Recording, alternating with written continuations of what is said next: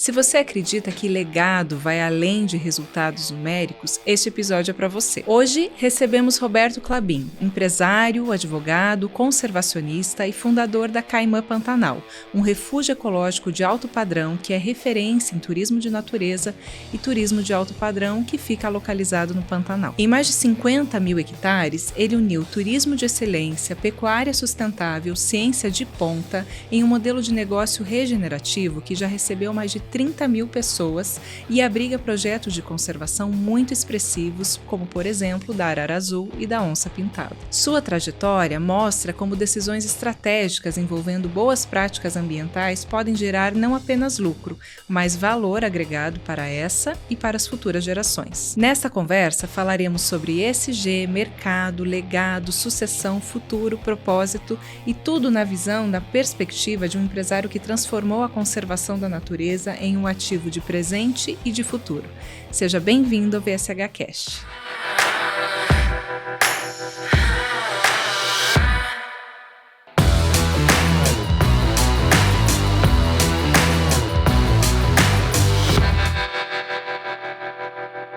Roberto, seja muito bem-vindo, muito obrigada pela tua presença aqui, é uma honra ter você conosco, obrigada pelo aceite. Muito obrigado, Cláudio. Roberto, antes da gente ter esse momento nosso de conversa, nós assistimos várias entrevistas e oportunidades de te ver falando para a imprensa da tua trajetória pessoal e profissional, né, que é muito rica, muito admirável. Mas para nossa audiência ficar na mesma página, eu gostaria que você trouxesse aqui para a gente quem é o Roberto Pessoa, quem é o Roberto profissional e falasse um pouquinho também do teu vínculo com o Pantanal. Bom, vou tentar limitar isso assim para ser objetivo. Então, eu venho de uma família de empresários, a família Klabin, que tem participação dos negócios de papel e celulose. Eu atuo, vamos dizer assim, fora da empresa, porque a empresa, ela desde 1979, ela determinou que nenhum familiar poderia ser executivo da empresa. Então, todos os familiares hoje são membros do conselho de administração. A empresa é gerida por profissionais. Então, isso significa que cada um de nós tem que buscar o seu caminho, cada um de nós tem que buscar outras oportunidades. E foi assim que eu acabei, sem querer, desenvolvendo um projeto no Pantanal, porque foi uma divisão de um grande ativo que a minha família tinha fora do patrimônio de papel e celulose, que foi dividido entre os familiares, e era uma fazenda muito grande, foi feito um sorteio entre os familiares, é uma fazenda que, só para você ter uma ideia, tinha sido fundada em 1912 por ingleses, minha família comprou em 1950, e nós decidimos dividi-la em 1982, 83. Foi feito um sorteio, eu peguei um pedaço, por acaso caí com o melhor pedaço, foi sorte, e comprei mais dois, juntei e desenvolvi um projeto que eu vou falar a seguir. Então, o meu envolvimento nessa parte, vamos dizer assim, empresarial, se dá nessa área, mas na parte ambiental, ele se dá a partir do tempo em que eu estudava Direito na Faculdade de Direito do Largo de São Francisco, a USP, e isso era, então, eu fui convidado a participar do início do movimento ambiental em 1977, quando a gente começou uma luta contra a instalação do Aeroporto Internacional de São Paulo, numa região chamada Caucaia do Alto, que fica próxima a Cotia, uma área importantíssima do ponto de vista de mananciais. E havia uma ideia, naquela época, do governo, de estudar a possibilidade de instalar o Aeroporto Internacional de São Paulo, ou em Caucaia, lá nessa área, ou em Guarulhos. Guarulhos já era uma base militar e Caucaia era uma área importantíssima para a cidade do ponto de vista de manancial. Então nós lutamos, foi o começo do movimento ambiental. Eu fui convidado a participar disso pelo Fábio Feldman, que era meu colega de faculdade, depois se tornou deputado e tudo mais. E ali a gente começa, a partir dali eu me envolvi muito, ajudei a criar várias ONGs, ajudei a criar a SOS Mata Atlântica, da qual fui presidente durante 22 anos, depois presidente da SOS Pantanal, que eu também ajudei a criar, fui o primeiro presidente, e hoje participo de muitas ONGs como membro de conselho e presidente também. No Paraná, eu sou presidente do LIFE, do Instituto LIFE, né, de Biodiversidade, e também hoje sou presidente de uma organização chamada BLTA, Brazilian Luxury Travel Association, que é uma organização voltada para promover o Brasil e o turismo do Brasil, o turismo de luxo do Brasil, fora do Brasil. Então eu faço parte de tudo isso. Mas realmente a minha grande paixão é a área ambiental e ela se reflete na questão do meu empreendimento no Pantanal. A gente vai falar mais sobre ele, que realmente, como você bem mencionou, ele é uma referência global em turismo de luxo, né? E um exemplo muito claro de você ter conseguido transformar a conservação da biodiversidade em um ativo. E isso é muito interessante. Mas antes disso, dando um passinho para trás, você comenta que seu pai faleceu, ainda você era muito jovem, e você teve que assumir responsabilidades muito cedo. Eu queria que você lembrasse um pouquinho como que foi essa época e o que ela te trouxe de ensinamento. Essa época foi assim, uma época muito, muito dura para mim, porque eu estava estudando Direito, tinha acabado de me formar em Direito, e tinha uma trajetória assim muito complexa, porque no fundo não era o que eu queria, Direito. Eu estudei Direito, eu acho que por influência da minha mãe era professora de Direito, foi minha professora na faculdade e tudo mais. Eu sempre a via estudando, lendo, eu achava aquilo fantástico, e eu tinha uma propensão para a área de humanas, não para a área de exatas, né? E então eu entrei fui estudar Direito e tal, e na faculdade eu me descobri como voltado a essas questões de movimentos sociais e tal, né? Voltado para isso, não em termos de política, não estava nem na direita nem na esquerda, eu estava em movimentos desse tipo, como ambiental, que começava a surgir e no qual eu me interessava. Quando meu pai morre, eu tive que, vamos dizer assim, ocupar as posições que ele tinha nas empresas. E eu absolutamente não estava preparado para nada disso. Eu tinha 24 anos. Quando ele morreu, eu tinha 23. E aí foi um processo muito complexo, porque todas as empresas, algumas delas tinham conselhos com pessoas de 60 e muitos anos de idade, outras empresas tinham pessoas com 40 e tantos e alguns outros anos de idade, e eu era um completo outsider, né? Eu era um zero à esquerda, não sabia nada, não entendia nada, e foi assim aos trancos e barrancos que eu fui entrando nesse negócio, briguei muito, eu era uma pessoa muito complexa, muito assim agressiva, tinha problemas com hierarquia. E eu vamos dizer assim, fui superando e às vezes não, diversas relações assim, e eu consegui chegar até um certo ponto onde eu briguei com a minha família, a Klabin, e eu decidi sair do controle da companhia. Então eu passei a ser um minoritário do controle, minoritário fora do controle, com ações da companhia de papel, participo do conselho, mas sou minoritário, sou independente. E graças a essa situação de ter saído da empresa familiar, do controle da empresa familiar, é que a empresa dividiu aqueles bens que não papel e celulose. E eu, então, recebi uma parte daquela fazenda do Pantanal, onde eu me dediquei e tudo mais. Mas eu posso dizer a você que essa primeira fase minha de entrada nos negócios foi dramática. Eu me lembro muito bem, eu tinha 3 grandes ativos na família. Uma era a Klabin, outra era a empresa Metal Leve, que vocês devem ter ouvido falar, uma empresa de pistões e tudo mais. E a outra empresa era uma empresa pequena, chamada Lalecla, que vendia produtos para higiene e limpeza, sistemas para banheiros e tudo mais, todos esses negócios que você vê, toalheiros e esse negócio todo, era uma coisa que era um negócio do meu pai, fora da Klabin, com outros sócios, e a Metal Leve, meu pai tinha sido um dos fundadores, com outros sócios e tal. Na Klabin, eu imediatamente passei a ocupar um cargo de conselho, né? Mas aí que eu tive vários desentendimentos com a família, que hoje estão totalmente superados, mas eu estou fora do controle. Na Metal Leve eu entrei e ali foi muito mais difícil, porque ali eram pessoas de 60 e muitos anos de idade. Você pode imaginar como é que foi gente de 60 e muitos anos de idade tendo que assumir pela primeira vez o herdeiro de um dos fundadores. Até era uma primeira experiência. Então você bota um herdeiro de um fundador, o fundador que aportou tanta coisa, tanto conhecimento, de repente chega um cara completamente cru, sem experiência nenhuma. Eu sabia muito bem onde tinha uma boa balada, onde tinha hambúrguer em São Paulo e tudo mais, mas eu não entendia nada de nada.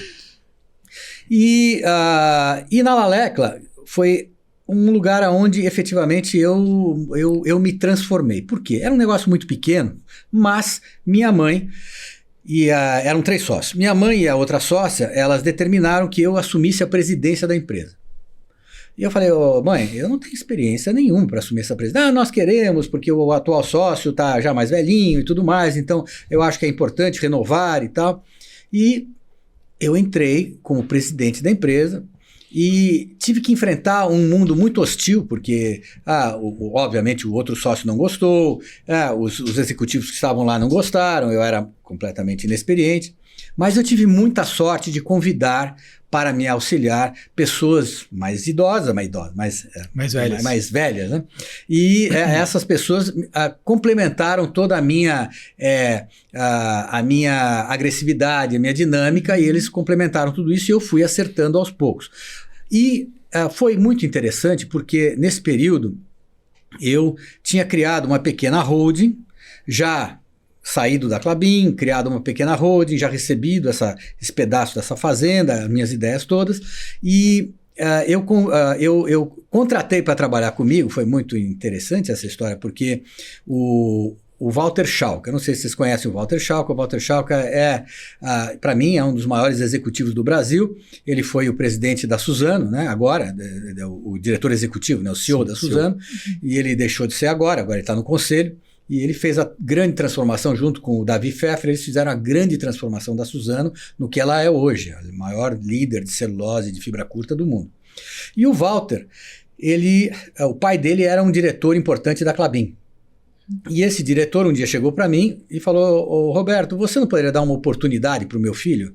Só que o filho dele tem 5 anos menos do que eu, né? Eu falei, sim, posso, mas eu tenho um negócio pequeno, tal, não sei o quê. E convidei o Walter para trabalhar comigo. E o Walter, então, nessa minha pequena holding, ele começou como diretor financeiro, depois ele foi diretor do Pantanal, das minhas operações no Pantanal, que ele sempre achou que era uma barbaridade, devia cair fora desse negócio. E aí ele foi o diretor financeiro da Lalecla, que comprou uma empresa chamada Dixie, e que depois se juntou com uma empresa chamada Toga, ficou chamada Dixie Toga, né, no ramo de embalagens, né, flexíveis e rígidas. E o Walter se tornou presidente dessa empresa, e depois, quando nós vendemos essa empresa, em 2005, ele foi trabalhar na Votorantim Cimentos e depois foi trabalhar na Suzano. Então eu tenho muito orgulho de ter tido muita gente boa do meu lado que soube, vamos dizer assim, preencher as minhas lacunas como administrador, como empreendedor e tudo mais. Então essa é a minha sorte. Interessante a abertura que você também concedeu a essas pessoas, né, para aprender com elas e para trocar. Acho que faz toda a diferença. Sem dúvida. Se eu tivesse só me guiado pelos meus instintos, eu teria me dado muito mal. Essas pessoas me acalmaram. Na realidade, quem me põe nos eixos é minha mulher, porque ela é, vamos dizer assim, é o elemento são assim, da nossa relação. Ela é tranquila, ela me coloca em ordem. E minha mãe também foi extremamente importante para que eu estabelecesse o norte e tal, e fosse.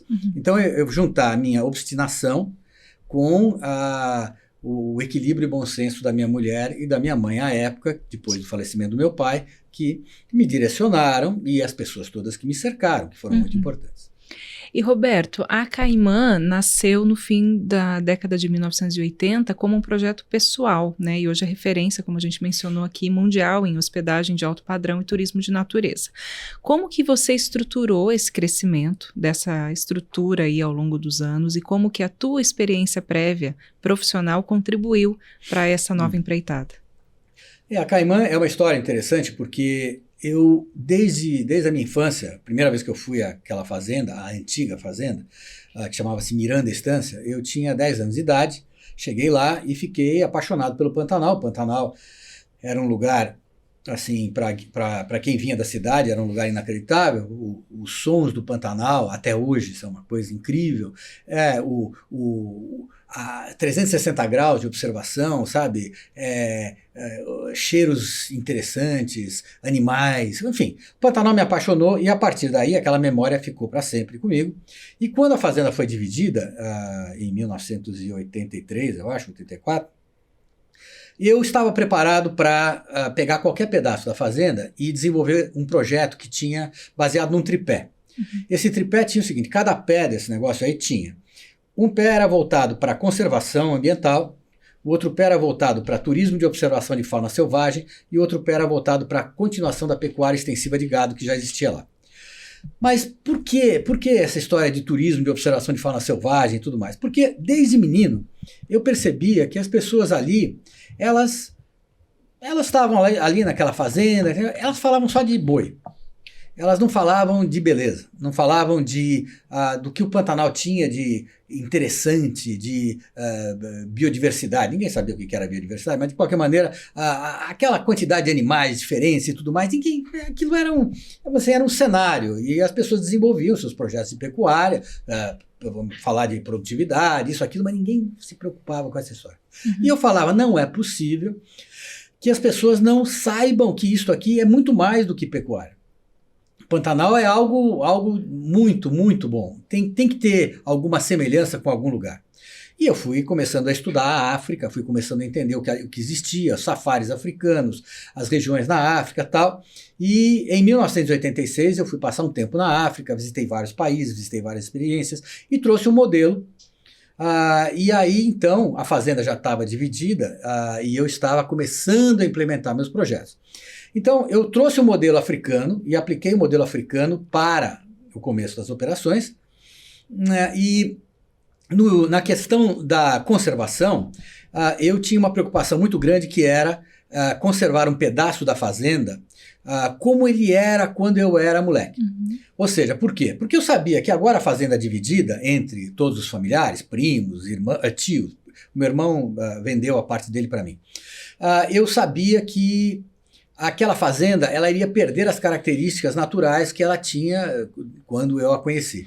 Então eu falei, eu quero conservar um pedaço dentro da minha área que lembre exatamente aquilo que eu conheci quando eu tinha 10 anos de idade. Bom, aí eu chamei a Universidade de São Paulo, através da Faculdade de Agronomia lá de Piracicaba, Exalc, eles foram lá, o professor Álvaro de Almeida fez um estudo que demorou uns 2, 3 anos para identificar dentro da Caimã a área mais adequada à criação desta reserva, e foi escolhida uma área importantíssima de transição entre o Cerrado e o Pantanal.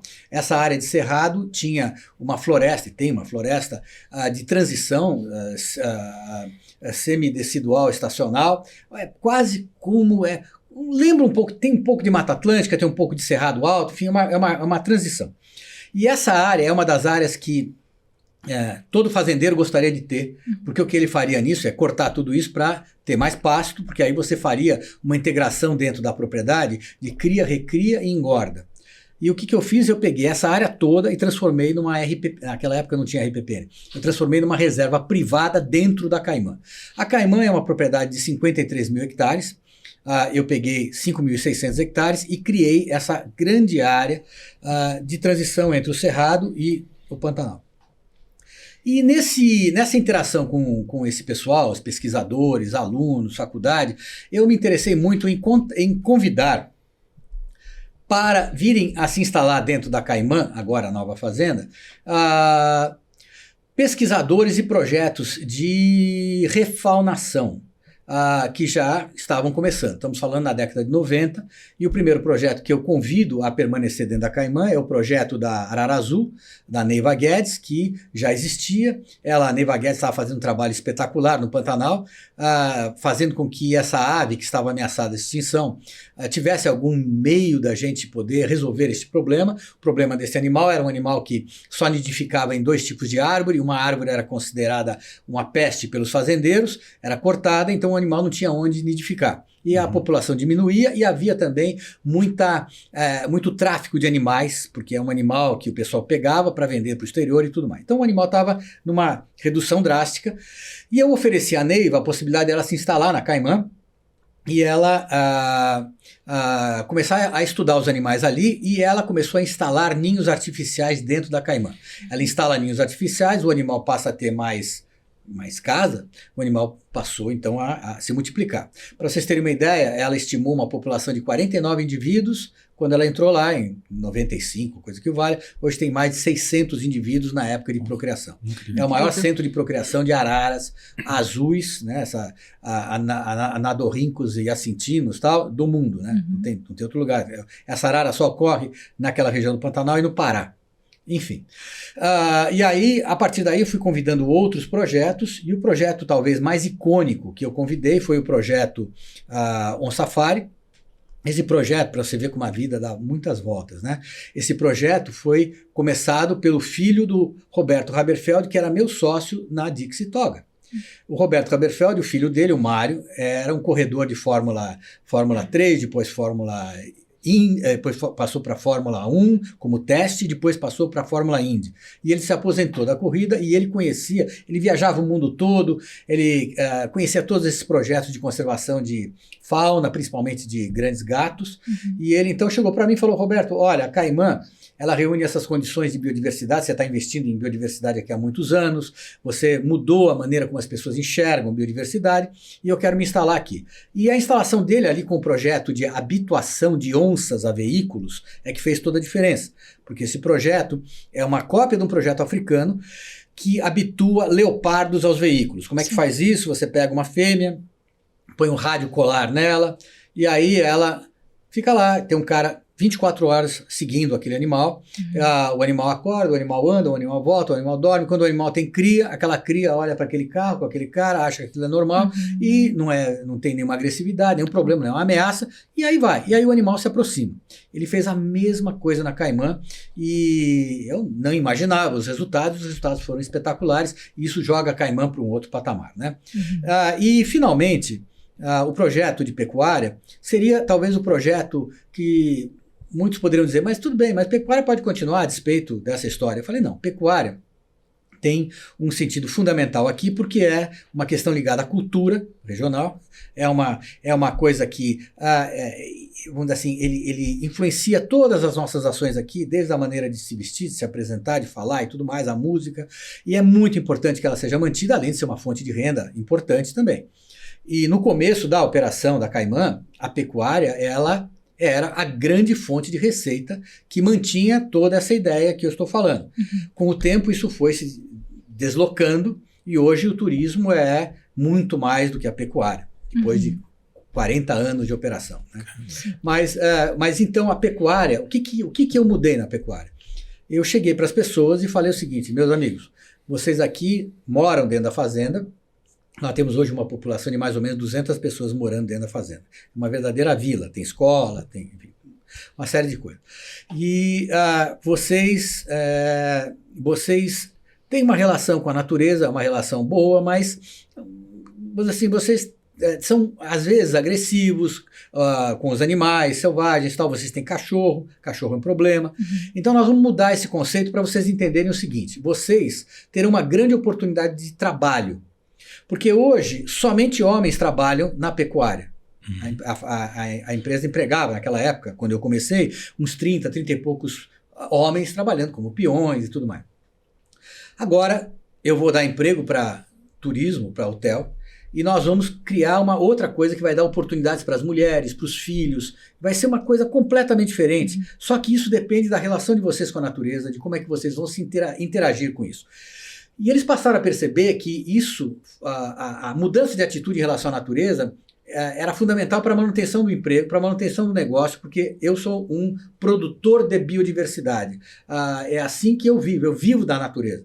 Então todos passaram a valorizá-la, porque aquilo valorizava e mantinha seus empregos.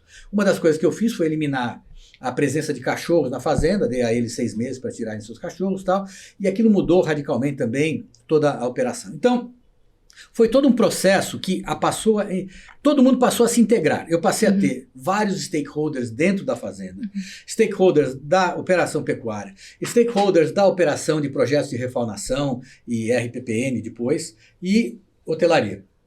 Hoje a Caimã, ela tem esse universo de aproximadamente 200 pessoas entre os projetos, entre a pecuária, entre o hotel, mais suas famílias, e você tem pessoas andando por toda a fazenda. Então, quer dizer, é um negócio que você tem, é quase como, todo mundo é dono daquela fazenda, todo mundo se sente dono daquela fazenda, todo mundo valoriza aquele negócio, que é muito importante. A Caimã é um experimento, eu sempre digo isso, porque eu comecei de forma empírica, sem nenhuma experiência, aprendendo com erros e acertos, e eu criei essa história que hoje, graças a Deus, está dando certo. Incrível. Para quem nos assiste, a RPPN é Reserva Particular do Patrimônio Natural, né, que é uma categoria de unidade de conservação. Exatamente. Que garante a perpetuidade da área, da conservação. Uma ação voluntária do proprietário. Né? A área continua, ela permanece com o proprietário, porém o proprietário não pode mais mudar o uso da terra. Isso. Hoje o uso da terra passa a ser conservação. Né? Se amanhã vendesse a fazenda, aquela área, quem comprasse teria que seguir e respeitar essa área. Continua, né? Eric, agora eu pergunto para você, quando você ouve o Roberto trazer todos esses exemplos e essas inspirações para a gente, o que mais te chama a atenção do ponto de vista estratégico e de tomada de decisão empresarial? Foi uma aula ouvi-lo até agora, né? Muita informação super relevante, mas num primeiro momento me chama a atenção a estrutura de governança corporativa da Klabin, no sentido de familiares não poderem ser executivos. Eu acho que esse é um ponto de maturidade empresarial que poucas organizações conseguem efetivamente implantar, né? Principalmente as empresas que estão nessa faixa de médio porte. As estruturas maiores, sim, mas as de médio porte ainda é um tabu. E essa configuração, ela contribui muito para a perspectiva de perpetuidade no negócio, porque nós, seres humanos, né, estamos aqui de passagem, né, não somos eternos. Então, em algum momento, o nosso ciclo, né, pelo menos nesse plano, ele vai se encerrar. Mas os negócios, eles são feitos para perpetuidade, para ser transgeracional. E a Klabin é um grande exemplo disso. E realmente esse primeiro insight aí que foi trazido me chamou bastante atenção. O segundo ponto que para mim foi super interessante ouvi-lo até aqui foi esse carinho e o brilho nos olhos com os aspectos ambientais, né? Dá para ver que realmente você tem uma conexão, um senso de propósito assim, muito forte em relação a isso. E quem faz o que gosta, quem faz movido realmente pela paixão por acreditar naquilo e ver sentido, realmente consegue fazer e conduzir projetos aí super interessantes, né? E esse projeto da fazenda aí, que eu inclusive fiquei curioso para conhecer, fazer uma visita lá, eventualmente com a família aí numa oportunidade de férias, realmente fica muito claro, né? Esse brilho nos olhos e a impressão que eu tenho é que você falaria sobre essas pautas ambientais e sobre esse teu projeto uma semana ininterruptamente e ainda assim teria o mesmo vigor para falar sobre isso. E também a tua trajetória como empreendedor, né? Jovem, recém-formado, assumir uma posição na companhia, conselho de administração, são estruturas mais rígidas, muita novidade. Eu sou formado em Direito também, estudei na Católica, e realmente o curso de Direito não te prepara em nada para ser executivo, para a rotina empresarial. E aí eu realmente consigo aí imaginar o tamanho do teu desafio, porque além dos impulsos, né, de ser jovem, tinha ali um gap técnico realmente para poder entender como uma estrutura complexa empresarial funciona. Bom, você sabe que eu tenho uma experiência na minha vida que eu acho talvez que tenha sido muito marcante, que foi antes de meu pai falecer.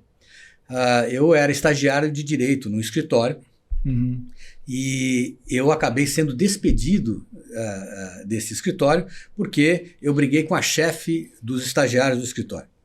E por muitas razões, né? Então eu briguei com ela, tal, não sei o quê, fui despedida. Eu falei para ela: olha, doutora, sexta-feira não virei porque eu tenho que estudar para o exame na segunda. Ela falou: que para de mentir, você vai para balada, não sei o quê. Eu falei: não, senhora, eu tenho efetivamente, estou muito mal nessa matéria. Se você não aparecer na sexta, você está despedido na segunda. Eu não apareci porque eu falei: o estudo tem prevalência. E não apareci e tal, fui demitido. Aquilo foi uma vergonha, em casa, que imagina, minha mãe professora, né? Sim. Meu pai não ligou muito, mas tudo bem. E, ok. Passado um ano e pouco, meu pai fala assim: meu filho, sabe quem é que está trabalhando na Metal Leve? Não. Aquela advogada que se demitiu. Eu falei: Que interessante. Eu falei assim, mas para mim, não dizia nada. Indiferente. Meu pai morreu 6 meses depois. Caramba. E aí, eu, 1 ano e pouco depois, entrei na Metal Leve como executivo. Executivo não, como conselheiro, né? E aí, a única coisa que eu pensava era o seguinte, vou encontrar essa senhora, como é que vai ser o encontro, né? Então eu pensava em cenários, eu tinha cenários. Ela vai me encontrar, agora eu sou conselheiro da empresa, ela vai me encontrar e vai ser efusiante. Roberto! Não, ela vai ser indiferente. Roberto! Não, ela nem vai querer saber. Enfim, então eu ficava analisando cenários. Eu não estava nem pensando o que eu ia encontrar na companhia, porque não tinha noção nenhuma. E não é que na hora que eu abro a porta, é a mulher que está... Eu abri a porta da empresa, pela primeira vez na minha vida, é a mulher que está lá. E ela foi efusiante. Roberto! Bom, eu fiquei 11 anos naquela companhia e sempre a tratei com muito respeito, não tinha nenhuma interação com ela, mas respeito e tal. E aí vendi minhas ações. E eu vendi minhas ações, podia vendê-las, eu não tinha nenhum acordo de acionistas com os demais sócios, tal, vendi. E para sair da companhia, eu precisava de uma série de soluções do departamento jurídico da companhia. E ela foi sensacional. Ela me adiantou tudo e tal. E aí eu aprendi uma lição muito grande na vida. A vida é uma roda gigante. Tem hora que você está em cima e tem hora que você está embaixo. Você tem que tomar muito cuidado, porque você está sempre girando, entendeu? Então você tem que tomar cuidado com as amizades, inimizades, você não pode fechar portas, queimar pontes, tratar as pessoas adequadamente, você tem que respeitar as pessoas. Eu fui aprendendo isso, de novo, na linha empírica, né? É só na base da experiência. Sim. Mas para mim foi muito bom, porque isso mudou a maneira como eu lidava com as pessoas. Eu tenho certeza que isso é, além de todos os ensinamentos que eu recebi de meus pais, enfim, mas são princípios fundamentais, mas esse princípio de você viver a vida e você ter essas experiências que te chocam, que te marcam, elas te fazem mudar. Então, eu melhorei bastante também a partir dessa experiência. Eu imagino, um grande aprendizado, né? Cada dia aprendendo um cenário diferente. Muito grande. E Roberto, falando um pouquinho de números, né? Já são mais de 30 mil visitantes que a Caimã recebeu e parece que existem 10 frentes científicas ativas hoje dentro do espaço. Não sei se tem 10, mas, bom, tem muitas, né? Muitas. Se eu for só todos os projetos, tem Tamanduá, o projeto da anta, projeto da onça, projeto do papagaio verdadeiro, projeto da onça, projeto da arara, e até agora tem o projeto da proteção das áreas para os macacos. Deve ter uns 7, 8 projetos, mais ou menos. É, bastante. E a pergunta que eu te faço dentro disso, o que o empresariado que nos assiste pode aprender com esse modelo regenerativo que une retorno econômico a valor ecológico agregado? Eu acho que o capital natural vai ser cada vez mais valorizado. E é uma questão de tempo, né?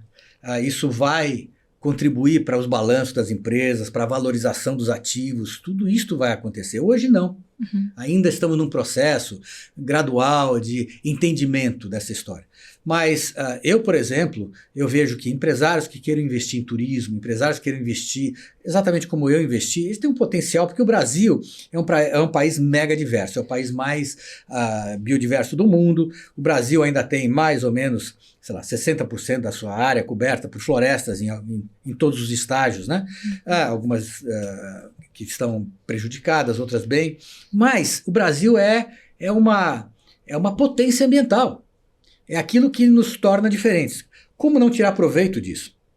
Então, eu acho que eu tive uma oportunidade de enxergar isso e de ver que no Pantanal, que era sempre considerado apenas um lugar para cria e recria de gado, poderia ser muito mais do que isso, comparando com exemplos africanos, como o Okavango Delta, em Botsuana, como as planícies lá da Tanzânia, do Quênia. Por que não trazer esse negócio? E ainda mais com a onça. A onça só tem aqui nas Américas, não tem na África, nem na Índia. E o turista que vai querer conhecer o leão, o leopardo, ele vai para a África. Ele vai querer conhecer o tigre, ele vai para a Índia. Onde ele vai conhecer a onça? Ele vem para as Américas. E aonde é que está a onça nas Américas? Principalmente no Brasil, porque tem a maior área. O Pantanal tem uma concentração muito grande, a Amazônia deve ter muito mais, só que está tudo escondido na floresta. Agora, no Pantanal, você enxerga esses animais. Não enxergava antes do projeto, agora você enxerga. O Pantanal tem 2 lugares para você ver onça. Um é região lá do norte do Mato Grosso do Sul, com o Mato Grosso, região do Porto Jofre, que o pessoal sai de barco para ver as onças nas margens do rio, que é muito interessante, mas é um tipo de observação de onças que termina quando a onça sai da margem do rio. Uhum. Na Caimã é diferente, você faz um safari africano, você sai com o carro atrás, você respeita aqueles padrões africanos e tudo mais. Então, eu acho que essa questão de valorar o capital natural é uma forma de você pensar diferente. Por exemplo, se você tem no Pantanal uma área, uma fazenda, que tenha ainda uma área conservada, importante, com bastante biodiversidade, e você desenvolve pecuária, e você não mexeu nessa área, por que mexer nessa área e destruir essa área? Você pode perfeitamente acomodar esta área e desenvolver outras oportunidades, como, por exemplo, abrir a sua fazenda para turismo. Muitos fazendeiros estão fazendo isso. Uhum. Recebem em suas casas, acompanham os turistas, diferente da Caimã, que tem uma baita estrutura, porque eu não moro na Caimã. Uhum. E eu fui desenvolvendo essa estrutura com o tempo. Você tem todo tipo de turista para todo tipo de turismo de observação de fauna no Pantanal. Basta você querer, basta você entender a relevância, a importância disso. E o Brasil somente agora começa a perceber a importância do turismo nas áreas naturais, né? Infelizmente, há áreas em que a gente já destruiu e vem destruindo, como o litoral brasileiro, que é uma área que hoje em dia é uma situação onde há um abandono da presença do Estado, ou se a presença do Estado está lá, é uma presença errada, onde os empreendedores fazem o que querem, muitas vezes, onde as comunidades, enfim, que não têm recursos, ocupam áreas ali que são de importância, de relevância biológica. Você tem uma confusão e o litoral brasileiro hoje vai se arruinando. Essa é a realidade. Eu sei porque eu trabalho com a SOS Mata Atlântica, eu sou hoje vice-presidente da SOS Mata Atlântica, nós temos um projeto na Costa dos Corais, que vai desde Alagoas até praticamente Tamandaré, no estado de Pernambuco, e o que você vê é uma ocupação extremamente danosa das praias, com pouquinho saneamento zero, tudo zero, e é uma depredação. Quando a gente tem um dos países mais lindos do planeta, com áreas naturais incríveis, com parques nacionais fantásticos, muito já com capacidade de receber as pessoas, mas a gente fica muito triste porque a gente percebe que o brasileiro não dá valor nenhum ainda, principalmente a elite brasileira, que seria o governo brasileiro, não dá valor ainda a esse grande ativo que é a natureza e o que ele poderia representar em termos de desenvolvimento. Só o exemplo da Caimã. Se eu continuasse com uma fazenda de gado, eu teria 30, 40 pessoas. O fato de eu ter fazenda de gado mais turismo, eu tenho 30 pessoas na fazenda e 105 no hotel, e tenho mais os pesquisadores que não trabalham para mim, mas trabalham nos seus projetos, ali mais 20, 30 pessoas. Então, é emprego para todo mundo. Eu dou muito mais emprego como serviço do que eu daria como fazenda. Sim. Mas é possível compatibilizar. Sem dúvida. E falando em compatibilizar, quando o Eric fala, né, que você tem esse brilho no olhar, que você tem essa empolgação ao falar do propósito, porque há um propósito de vida. Muitos empresários ainda sentem uma dificuldade de aliar retorno financeiro, retorno numérico com esse propósito. Quais são as dicas que você daria para essa equação poder se tornar cada vez mais viável dentro das possibilidades e da realidade brasileira, que é diversa? Olha, eu diria o seguinte, eu acho que o mercado ele não remunera boas intenções, ele remunera resultado. Né? Só que eu acho que o mercado ele remunera resultado em cima daqueles princípios que levaram você a desenvolver esse projeto, as boas intenções levaram você a ter um propósito, esse propósito espera-se resultado. Né? Eu, no meu caso, eu passei muitos anos sem resultado. Eu acho que eu só passei a ter resultado nos últimos 10 anos. Então, todo mundo que ia para Caimã falava, que lindo projeto, hein? Nossa, você deve ser um doido. E quanto você perde aqui por ano, né? E eu falava, olha, de fato, eu pago as férias de muita gente aqui, mas o meu projeto é um projeto que eu pretendo ampliá-lo e torná-lo importante. Então, eu diria que o empresário ele tem que entender esse valor do capital natural, ele tem que ter propósito, mas ele tem que estruturar o seu negócio de uma forma empresarial de maneira a poder ter sustentabilidade econômica e financeira. E não apenas fazer como eu fiz. Eu fui muito voltado ao sonho e menos ao pé no chão, né? Você disse que você tem... Eu me lembro lá que no Museu de História Natural de Nova York tem uma frase do Teddy Roosevelt lá que fala assim, como é que é? Os jovens devem olhar para as estrelas, mas com os pés no chão. Né? Eu estava olhando sempre para as estrelas, e eu não tinha o pé no chão. Então eu fui errando muito, acertando aqui, acertando acolá, mas como eu tinha essa obstinação, que é o que eu sempre falo, de que esse projeto tinha sentido, eu fui recebendo cada vez mais inputs importantes, pessoas interessadas, e essas pessoas, e esse processo colaborativo que eu expliquei para vocês, que eu desenvolvo na Caimã, é o que me fez ter sucesso. É isso. Incrível. Eric, pela tua experiência na VSH Partners, você entende que às vezes alguns empresários têm uma necessidade de organizar a casa ainda, né, e cuidar de alguns processos relativos à governança antes de fazer alguns outros investimentos. Porém, pode ser possível. Eu queria que você falasse um pouquinho disso, como pode ser possível e como que isso agrega valor a uma marca e a um executivo mesmo que está por trás dessa ideia. Eu acho que tudo começa com informação de qualidade e eu acho que educação corporativa mesmo, né? Quando a gente olha, por exemplo, né, essa pauta ambiental que a gente está comentando aqui, isso está intimamente ligado à consciência enquanto cidadão e uma visão de longo prazo, né? A gente não pode sempre estar vendendo o almoço para pagar o jantar. A gente precisa ter aí uma perspectiva de longo prazo em relação aos impactos das nossas ações e das nossas organizações. E a partir daí a governança corporativa ela é um convite para o empresário parar, pensar, ter humildade para ouvir outras opiniões, até porque a gente pensa num conselho de administração, não vai ter só pessoas, né, por exemplo, numa empresa familiar, só pessoas da família no conselho, é comum que venham executivos de outros setores, de fora, é o recomendável, inclusive, para que a partir de novos inputs, novos insights, novas perspectivas, você tenha aí essa condição de humildade, pensar, refletir e a partir daí ir ajustando os próximos passos da companhia para que ela gere resultado, né? Como foi dito aqui, a empresa precisa dar lucro, precisa gerar resultado, senão ela vai, né, com o passar do tempo, vai morrer, mas que ela tenha essa perspectiva de perpetuidade, para que as decisões estratégicas que vão sendo tomadas no dia a dia, ela tenha esse viés de sustentabilidade, para que as coisas realmente sejam perenes, não efeitos imediatos que hoje até podem gerar algum resultado, mas que amanhã vão gerar algum tipo de dano, seja para a organização ou para a sociedade mesmo. Certo.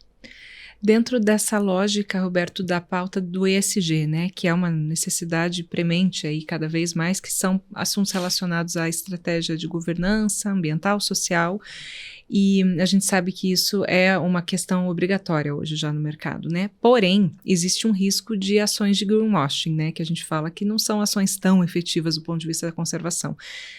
Queria que você explicasse um pouquinho o que diferencia uma ação de ESG efetiva de uma que não é tanto. A coisa mais importante do ESG para mim é a governança. É a base de tudo. Né? O que adianta você ter lá uma empresa que precisa aparecer e eventualmente o executivo da área lá, a de marketing, faz um belíssimo relatório que não tem vamos dizer assim, consistência nenhuma e que a alta administração simplesmente mandou ele fazer o relatório. Né? Então isso não quer dizer nada. Então aí começa pelo entendimento da cúpula da empresa de que esse tipo de coisa é fundamental para a evolução da empresa, porque ESG é um processo civilizatório, nada mais do que isso. Né? Então nós estamos entrando numa outra fase do planeta, da vida das empresas e tudo mais, aonde essas questões têm que ser levadas em conta. Se elas não forem levadas em conta, as empresas não terão sobrevida. Ou seja, você vai existir e tal, mas você vai perder mercado, você vai perder colaboradores, né? Porque hoje em dia o colaborador, ainda mais dessa geração, não sei o que é Z ou Y, H, sei lá o que é, o pessoal te entrevista, né? O pessoal quer saber por que eu vou trabalhar para você, por que eu vou doar o meu tempo, o meu esforço, o meu conhecimento para você, o que é que você agrega? né? O que você traz para mim? Então eu acho que uma empresa que não tem esses princípios introjetados, né, dentro do seu negócio é uma empresa frágil. E esse processo é um processo de muito longo prazo. Você não começa por amor. Não existe amor nisso. Você começa por exigência. Exigência do mercado, dos colaboradores, legislação, né? O consumidor passa a diferenciar, muitas vezes ainda não querendo pagar um preço maior pelo aquilo que você faz, que você está tudo certinho, ainda vai comprar do outro que não faz. Mas é um processo, isso é uma evolução. Então eu diria que a diferença é você pôr na prática o seu discurso, né? Como diz em inglês, walk the talk, né? Eu acho que é só isso. Não adianta relatórios lindos ou coisas que não têm mensuração, sabe? Eu vou fazer o quê? Sabe? Onde é que está na prática isso? Onde é que eu enxergo isso? Quem me certifica? Quem me avalia? Os dados que eu tenho, eles estão estruturados a partir de que instituto que eu sigo para poder estruturá-los e tudo mais? As ODS, enfim, quer dizer, eu acho que as empresas se diferenciam com isso. E tem empresas que hoje em dia não poderiam sobreviver se não tivessem isso. A própria Klabin é uma empresa que tem que seguir isso tudo, porque se ela não seguir, ela vai estar perdendo o mercado. A Klabin, se eu me lembro, ela foi a primeira empresa de papel celulose a ser certificada pelo FSC, o Forest Stewardship Council, isso na década de 90. Por quê? Porque quem comprava papel da Klabin no exterior queria saber se o papel da Klabin vinha da Amazônia, derrubada da Amazônia para fazer o papel e tudo mais. E a Klabin teve que explicar que não, que era isso, que o emprego é todo certo, que a empresa segue normas, tarará, tarará. Então, graças a esse tipo de avaliação e certificação, a empresa pôde ter um certificado de origem que fazia com que o comprador identificasse isso como uma empresa que está em ordem. É por aí que começa o negócio. Hoje em dia, todas as empresas são FSC e você tem agora essa onda, que é uma onda para sempre, de evolução de biodiversidade, equidade, diversidade e governança. Mas governança, para mim, é o primordial. Perfeito. O Eric falou muito da importância de garantir a perpetuidade das ações, né? E em 2024 você criou o Instituto Roberto Klabin para garantir... Maria Ângela e Roberto Klabin. Instituto IMARC. IMARC. Então, conta um pouquinho para a gente como que é a ideia desse instituto, como que você acha que ele vai garantir que o legado do que você iniciou sobreviva, né, ao que você já fez até aqui. Sim, o que eu pretendo fazer é o seguinte, eu criei esse instituto para poder receber 1/3 das áreas da fazenda. Então eu vou separar a fazenda, 1/3 dela vai ser doada para esse instituto, ele vai ser a base de todos os projetos ambientais que ocorrem na Caimã, e com isso lá a gente cria esse legado. Mas eu acho que esse legado vai ser interessante, porque ele vai ter um conselho que vai ter os meus filhos, e outros. Então eu vou ter a família e o mesmo número de pessoas que eu estou convidando para participar. O objetivo disto é a perpetuidade. O objetivo disto é o tal do legado. Mesmo que meus filhos não tenham, talvez, eu não entendi direito a sua ideia, ou eu não sei o que, eu gostaria... Não, isso aqui nós vamos criar juntos um modelo para perpetuar a lembrança da família. Então, esta família, deste tronco familiar, ela deixou um legado. Vocês todos têm que ter orgulho pelo que ela deixou. E vocês fazem parte dessa família. E a ideia é que vocês continuem esse processo e esse projeto. No futuro... gradualmente essa instituição passará a ser mais de terceiros do que de família. E aí você vai ter uma coisa com outros stakeholders. Então é uma coisa que eu digo, a perpetuidade quer dizer muitos e muitos anos para garantir que essa área que eu estou falando equivale a mais ou menos quase 18 mil hectares, que tem a RPPN dentro, que tem outras áreas que vão ficar dentro dessa estrutura. O resto vai ficar com todo o processo de turismo de observação de fauna, que também vai poder explorar essa área, mas aquilo está desta forma. E para lá tem outros planos também para o futuro. Mas... Então, a ideia é motivar a família, garantir que eles entendam que isso já não pertence mais a eles e que isso pertence a um instituto, e esse instituto, eles são parte do instituto, e o que se espera deles é que eles trabalhem pela perpetuidade disso. Maravilha. E, Eric, você teria contribuições adicionais para falar em relação a esse tema das estratégias para perpetuação do negócio, do legado, às vezes até envolvendo sucessão, né? Claro. É um desafio, né? Na minha casa são 5 crianças, né? A gente tem uma família atípica e grande. E o maior desafio é, sem sombra de dúvidas, a gente educar de maneira adequada. E a educação, ela é ampla. Assim como a inteligência é múltipla, a educação não é simplesmente a educação formal ou escolar, enfim. É educação realmente do ponto de vista mais básico possível, de respeito às pessoas, respeito aos pais, respeito aos colegas, né? E a partir daí você vai progredindo para a educação formal e até outros níveis de educação. E ouvindo aí a fala do Roberto, deu para aprender, né, muitas informações aí, principalmente sobre o viés da perpetuidade, da governança corporativa e as questões ambientais. E o que eu posso, né, afirmar e concluir aí para nossa audiência é que se você pensa em deixar um legado, se você pensa na geração seguinte, se você pensa num negócio voltado para a perpetuidade, a preparação e a interação com os filhos começa desde pequenininho.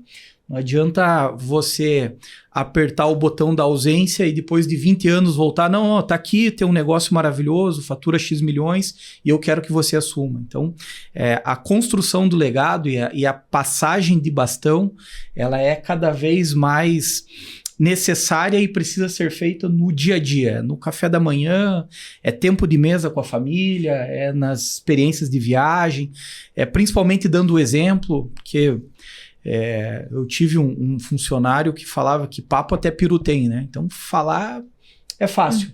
Agora, o que realmente arrasta é o exemplo.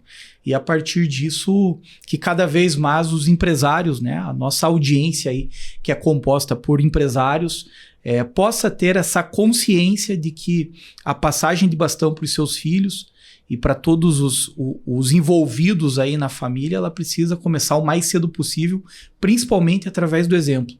Eu tive situações aí em que o empresário reclamava que, meu filho não quer assumir, minha filha não quer tocar o negócio e tal. E aí, quando você vai entender um pouquinho melhor aí o empresário, o contexto familiar, é muito fácil perceber que o empresário reclama da empresa até para quem ele acabou de conhecer, imagine para a família.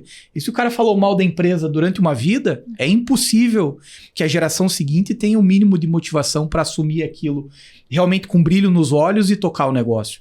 Então, essa consciência o empresário precisa ter. Essa é a minha mensagem aí para os empresários. Obrigada, Eric. E, Roberto, para concluir, a gente gostaria de saber qual a dica que você deixa para os empresários que desejam construir um legado real, mas ainda se veem muito imersos nessa lógica do curto prazo, né? Qual que é a sua sugestão? Eu não sei, eu sempre me pautei pela obstinação, entendeu? Então, mesmo quando ninguém me apoiava e diziam que o projeto não tinha sentido, acho que imaginavam que eu deveria ser um grande executivo de empresa. Nunca tive esse sonho nem essa capacidade. Não me sinto com a capacidade de ser um empresário. Eu sou um empreendedor. Então, eu diria que eu me concentrei naquilo que eu sabia fazer. Então, concentrar-se naquilo que sabe fazer, procurar fazer as coisas, como eu mencionei durante a entrevista, pé no chão. Diferente daquilo que eu fiz, né? Eu fiz por paixão. Claro que você tem que ter paixão em tudo que você faz, mas para mim foi uma paixão demasiada e não me arrependo em absoluto. Foi uma paixão incrível. E essa paixão gerou os frutos que ela está gerando hoje. Demorou demais. Se eu tivesse sido mais cartesiano, mais, sabe, assim, mais educado do ponto de vista até financeiro, econômico e tudo mais, eu teria talvez atingido resultados mais cedo. Mas não, eu sempre seguia a minha carteira e tudo mais, né? A minha mulher me deu uma camiseta que diz o seguinte, como é que é? Obrigado pela sua opinião, mas farei do meu jeito. E, de qualquer maneira, isso é engraçado, eu sou assim, mas como é que eu envolvo Os meus filhos, como é que eu envolvo a minha família? Sim. Eu envolvo assim, criando projetos. Uhum. Então eu pego e eu desenvolvo projetos e ponho todo mundo no projeto. Então agora, ó, desenvolve esse projeto, agora esse projeto é seu, agora esse projeto é dele, agora esse projeto é daquele. Mas eu sou, vamos dizer assim, eu sou a floresta e eu tenho as árvores aqui que cada um está se desenvolvendo. Porque eu acho que é através dos projetos que você desenvolve essa integração, essa compreensão de dentro do seu negócio, do legado, da perpetuidade e tudo mais. Eu acho que a melhor coisa na vida é ter projeto. Não importa o tamanho do projeto, mas não tem idade para ter projeto. Vou fazer 70 anos agora, para mim... Sabe, tudo bem, posso ter cara de 70 anos, mas eu tenho uma cabeça de 30, então eu estou vivendo com milhões de projetos, pensando o que eu vou fazer, como eu vou fazer, e é isso que é o grande prazer da vida. Então, o que eu diria para esses empresários? Sejam racionais, profissionais, não corram risco, façam a coisa adequada, parece receita caseira, mas tem muito o que fazer, mas tenham paixão, tenham, o brilho nos olhos de irem atrás daquilo que eles acreditam. É isso.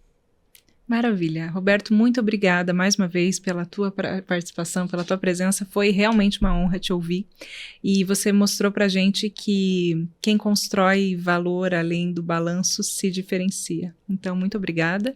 E a você que nos acompanhou até aqui, a gente agradece muito a companhia e te convida para assistir outros vídeos do canal também. Muito obrigada, bons negócios e até a próxima.